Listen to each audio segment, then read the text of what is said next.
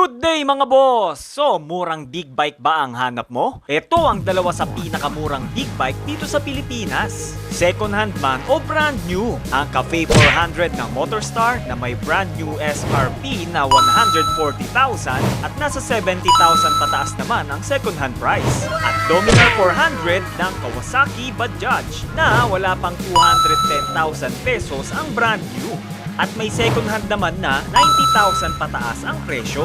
Yes mga boss, yung parehas na yan, pwedeng mabili sa halagang wala pang 100,000 pesos. Damn! Ngayon mga boss, kung papipiliin sa dalawa, ano ba ang mas okay?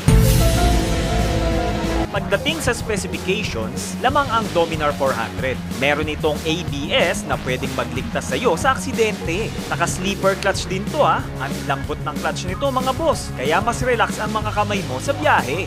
Ang Cafe 400, matigas ang clutch niyan mga boss. At mas mabilis din ng konti ang Dominar 400. Kayang tumakbo hanggang 150 to 160 km per hour. Kumpara yan sa 130 o 140 km per hour ng Cafe 400. Mas malakas din ng konti ang torque ng Dominar 400 na nasa 35 Nm of torque. Habang ang Motorstar Cafe 400 naman ay nasa 30 Nm of torque.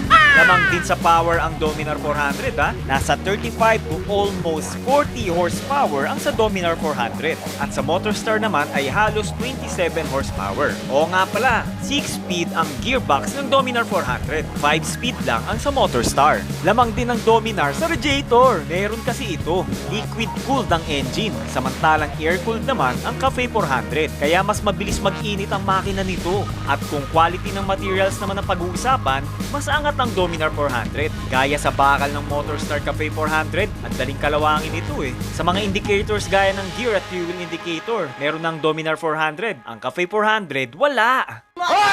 Pero hindi rin naman papatalo ang Motorstar Cafe 400. Yeah, boy. Unang-una, sa presyo nito, di hamak na mas mura ang brand new at mas affordable din ang second hand.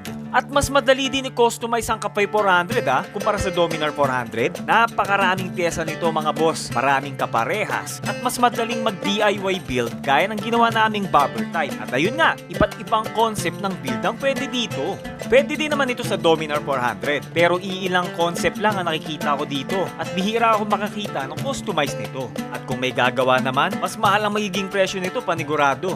Advantage din kasi ang itsura ng Motorstar Cafe 400 na parang universal ang style. Gaya ng tangke nito, sobrang daling pagpalit-palitin ng mga pyesa ng Motorstar Cafe 400. At para sa akin, kung ito ang unang big bike mo, mas matututo ka dito. Paano masabi? Dahil sa sobrang basic nito, matututo kang mas mag-ingat dahil wala nga itong safety features gaya ng ABS. Lalakas pa ang kamay mo dahil sa matigas na clutch nito.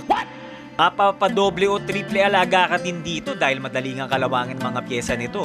At mas madali din siyang kalikutin dahil hindi ganun kakomplikado ang mga pyesa nito kumpara sa Dominar 400. At mga boss, mas magaan din ang Cafe 400 na nasa 150 kilograms lang ang timbang. Isa to sa pinakamagaan na big bike mga boss. Habang ang Dominar 400 naman ay nasa 193 kilograms. Para sa 400cc, ang bigat niya na. Mas mabigat pa nga yan sa Kawasaki ER6N ko mga boss na nasa 174 kilograms lang. 650cc yung Kawasaki ko mga boss. At kaya nga kahit fuel injected ang Dominar 400, hindi nalalayo ang fuel consumption nito sa Cafe 400. Ang Dominar ay nasa 25 to 30 kilometers per liter ang fuel consumption. Nasa 20 to 30 kilometers per liter naman ang sa Cafe 400. Depende din yan sa kondisyon ng karburador. At syempre sa riding habits at style. Nice. At eto mga boss, sa design naman, hindi natin masabi kung sino ang mas pogi o mas maganda sa dalawa. Parehas naman sila eh. Classic style na Cafe 400 o sporty at modern looks na Dominar 400. Sa gauge pa lang magkaiba na sila. Sobrang basic na analog ang nasa Cafe 400. Digital naman ang nasa Dominar 400. Well, pagdating naman sa style ng mga gauges na yan o speedometer, depende din yan sa taste nyo kung ano mas okay. At syempre mga boss, parehas din namang expressway legal ang mga to. Pero ito mga boss, parehas nga lang din silang mabibrate Given na yun kasi parehas lang naman silang one cylinder. Kaya pati tunog niyan halos parehas lang. Magkakatalo lang talaga yan sa muffler.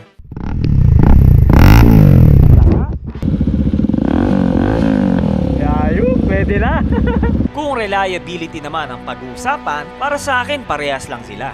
Dominar 400 na Indian brand pero hawak naman ng Kawasaki. Alam naman natin pag Kawasaki, sobrang solid niyan. Cafe 400 naman na local brand pero made in China. Yan, baka mapaatras kayo dito kasi China. Well, sa experience namin, madali lang din ang pyesa ng Cafe 400 mga boss. Halos interchangeable nga siya sa mga pang tricycle na motor gaya ng Kawasaki Barako na pwede ang clutch lining nito sa Cafe 400. So parehas siyang dalawa na kahit saan pumunta hindi mawawalan ng pyesa at gumagawa. Mas mahal lang siguro ng konti maintenance ng Dominar 400 dahil sa mga technology nga na nakakabit dito. So ayan mga boss, kung papipiliin ka sa dalawa, ano mas gusto mo? Kaya mga boss, kung hindi pa po kayo nakasubscribe, mag-subscribe na kayo and please like and share the video. Mga boss, thank you for watching. Bye-bye!